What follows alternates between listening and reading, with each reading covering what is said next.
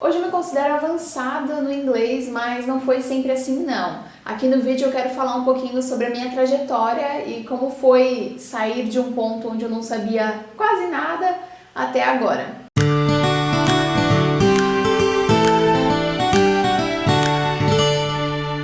Oi, tudo bem com você? Eu espero muito que sim. Antes de mais nada, eu gostaria de falar que esse vídeo é patrocinado pelo Cambly, que é uma plataforma incrível que eu uso desde 2017 para continuar praticando o meu inglês. Ser fluente em inglês. Todo mundo ainda tem uma desculpa para não ser. Inglês é caro, inglês é chato, tô sem tempo. Te desafio a experimentar o Cambly. Só no Cambly você tem uma aula particular de inglês com um professor nativo. As aulas são interativas e você acaba aprendendo a língua falando dos assuntos que mais te interessam. Não são aulas gravadas. Hoje eu escolhi a professora Lemo, que é da África do Sul, e eu achei interessante treinar e escutar um sotaque diferente dos que eu já estou habituada. E também eu vi aqui no perfil dela que ela adora falar sobre assuntos atuais e acho que vai ser uma oportunidade bacana para treinar meu speaking e um novo vocabulário. It's called Blumenau. We have a very strong German tradition, so Blumenau I think it is a German word. Yeah, because I do know there are some parts of Brazil that have very strong German traditions, especially the cities or towns close to the border. I know that they have a lot of Germans there. Yeah, yeah, and also Italian tradition, Spanish. Quando eu comecei a aprender inglês não tinha Cambly para facilitar, nem muitas coisas na internet. A internet era discada falando nisso, e YouTubers ninguém nunca nem tinha ouvido falar. Eu reconheço que eu fui muito privilegiada na minha educação, porque desde pequena, desde a primeira série, eu já tinha inglês ali nas minhas matérias de aula e, sei lá, eram aulas de 2 a 3 vezes na semana. E eu lembro de muito aprender as cores, as profissões, os cômodos da casa, os animais e o verb to be várias vezes durante toda essa minha infância.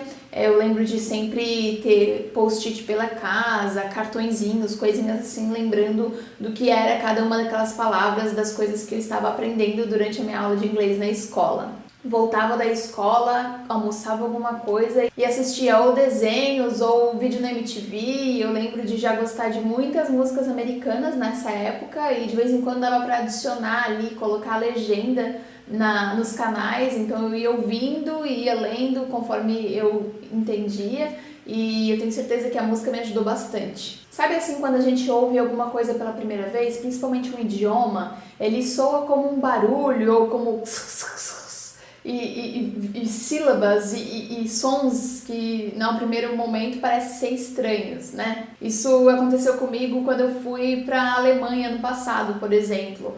Primeira vez que eu ouvi, eu falei, caramba, nunca acho que eu ia conseguir aprender esse idioma. Depois de uma semana lá, eu já estava, não que eu tinha aprendido, mas eu já estava bem acostumada com as sílabas, com os sons. Uma palavrinha ou outra eu já conseguia pegar, um sim, um não, por favor, umas palavras assim. Então, eu acho que é mesmo conforme a gente vai se habituando. E nós, brasileiros, a gente consome muita coisa em inglês, né, americana ou britânica, desde muito cedo, principalmente americana, né? Os seriados, os próprios filmes, né, da Disney, os próprios outros filmes da sessão da tarde, a roupa que a gente veste, a comida que a gente come e várias outras coisas. Agora, então, principalmente, mas eu tô dizendo principalmente ali na minha infância, mas agora tá tão globalizado que meio que não tem como evitar. Mas mesmo naquela época, eu já consumia muita coisa, eu já sabia o que era os Estados Unidos, pelo menos de uma visão dos filmes que eu assistia, dos desenhos, das coisas que chegavam até mim, eu ali como uma criança de 10, 12 anos. Então, tanto naquela época quanto agora, é muito difícil nós brasileiros falarmos, né, nós que temos acesso à internet e tal, que temos uma educação,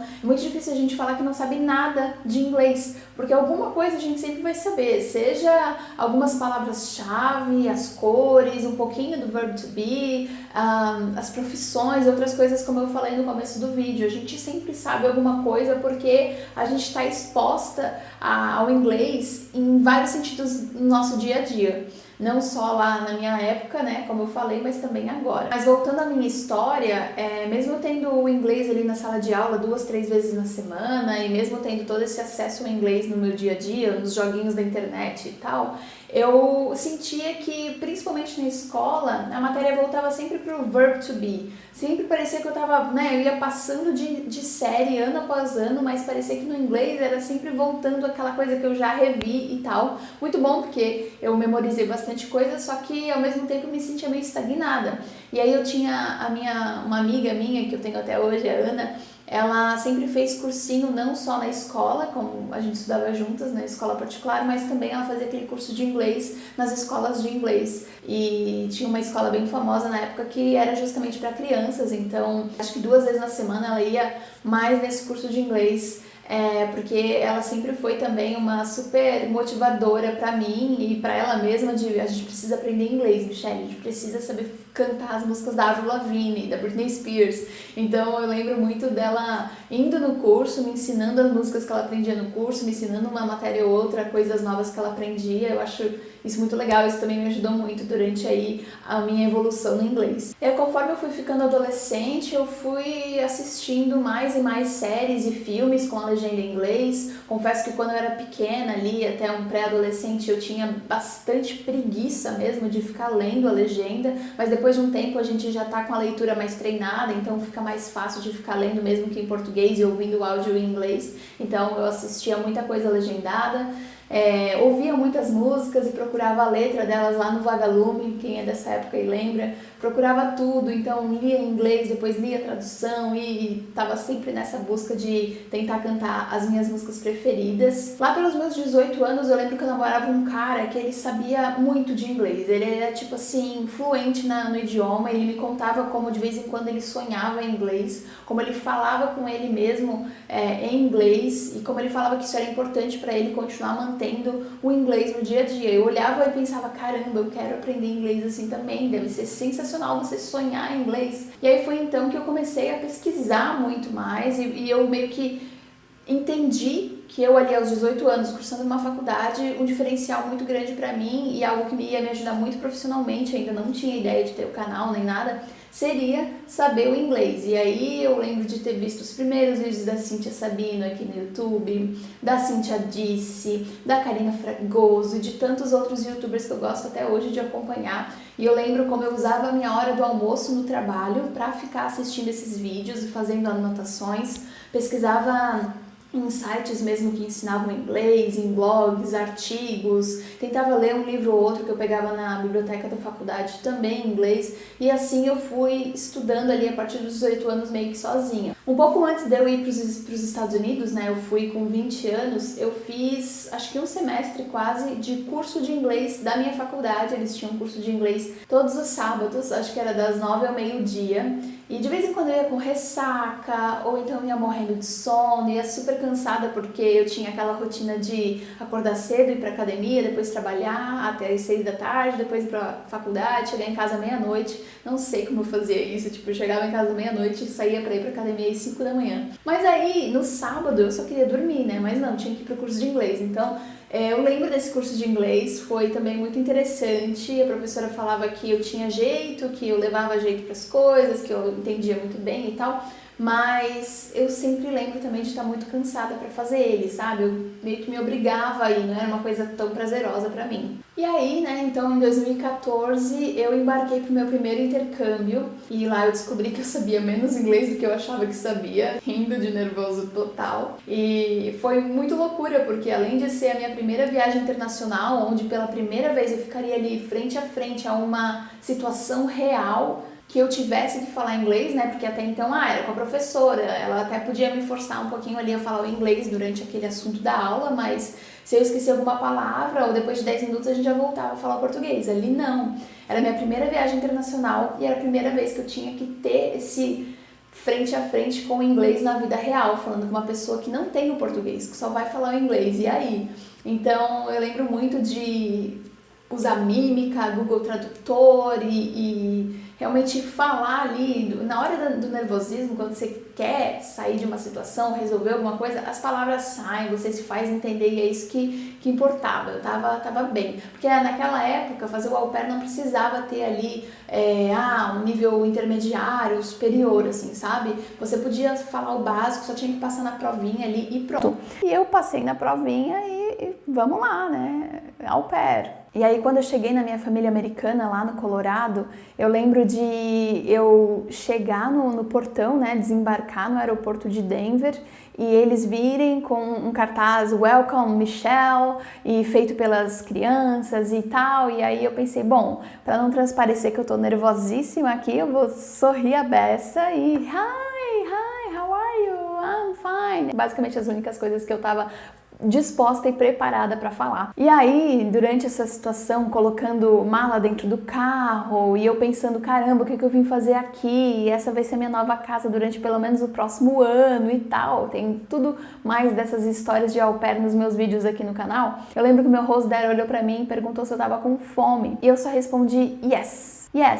Hoje eu pensei, caramba, podia ter falado, sim, estou com fome, mas, enfim, tô de boa, aguento mais um pouco, vocês também estão com fome? Sei lá, sabe, eu poderia ter falado um pouquinho ali, mas a única coisa que saiu foi um yes, e aí a gente foi no carro até chegar no restaurante, assim, um silêncio.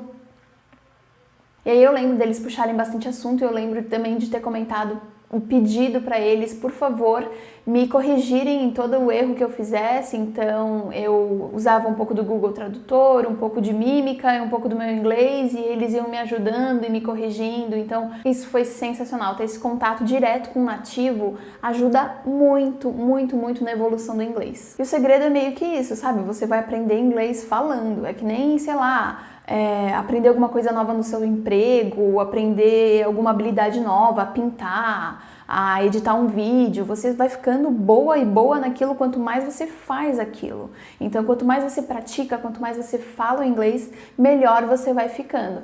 E aí foi então que eu passei esses 18 meses nos Estados Unidos e eu sentia que meu inglês melhorava cada dia, cada mês que passava. Eu estava muito feliz, muito contente. Então eu voltei para o Brasil e a gente tem aquela coisa do síndrome do impostor, sabe? De pensar, putz, aprendi, mas de certo eu não tô tão boa assim. E aí eu voltei para um cursinho de inglês aqui da minha cidade, dessas escolas de inglês mesmo. Fui lá fazer meu teste de nivelamento e caí no avançado 1, avançado 2, alguma coisa assim. Eu fiquei, o quê? E aí a pessoa falou, claro, você acabou de voltar dos Estados Unidos, o que você queria, não sei o quê.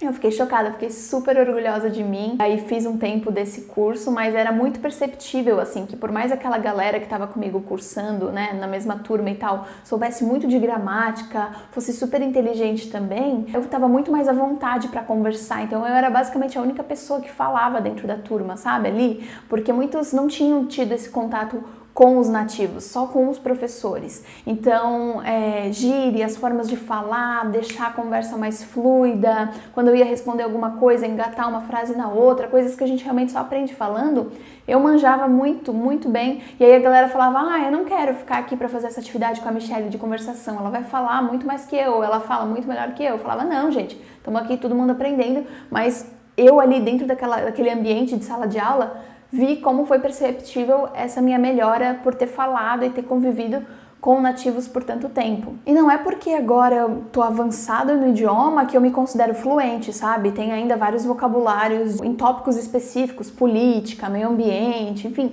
palavras mesmo dentro do assunto negócios, business e tal, que eu ainda não sei, que talvez se eu fosse me explicar, eu ia usar palavras muito mais simples. Então eu tô sempre nessa busca de aumentar o meu vocabulário, porque tem isso também, a gente entra numa zona de conforto, de sempre usar as mesmas palavras, as mesmas frases, mas tem muitas outras para usar também. Só que eu também não fico me botando tanta pressão. Então o que eu faço é colocar o inglês no meu dia a dia, porque eu estou estudando sem sentir que estou estudando. Então, eu continuo assistindo seriado e filmes em inglês, com o áudio em inglês e a legenda em inglês. Eu ouço muita música, podcast, leio livro, então estou sempre trazendo o inglês ali para o meu dia a dia mesmo. Confesso que eu sou bem orgulhosa de hoje poder entender o inglês, de ter toda essa trajetória ali da minha vida, sabendo que eu precisaria dele em uma época da minha vida, que seria muito incrível, e não só para minha profissão, mas assim, quando você sabe um idioma como o inglês, você abre sua mente para muitas coisas, sabe? Então, se você vai estudar alguma coisa para o seu curso, para a sua faculdade, você não precisa se limitar a estudar só aquilo em português. Você pode encontrar outros artigos e muito mais informação também estudando as coisas em inglês. Isso para tudo. Vai fazer amigos? Não precisa fazer amigos só do Brasil ou de países que falam português. Você pode fazer amigos do mundo todo. Então, acho que abre muito mais essa visão de mundo. E eu também entendo que isso é uma evolução eterna, é um estudo eterno. Eu vou estar sempre estudando, sempre me aprofundando, sempre melhorando. E qual que é a tua evolução no inglês? Como é que tu faz? Já começou a estudar? Tem essa vontade? Já sabe o inglês e continua estudando? Comenta aqui embaixo para mim as formas que você utiliza para continuar nessa evolução eterna. E se tu ainda não baixou e não testou o Cambly, na descrição e no primeiro comentário tem um link para você fazer uma aula grátis. Faz, você vai conversar com nativos, vai ser sensacional. Depois me conta o que você achou. Um beijo, até o próximo vídeo e tchau!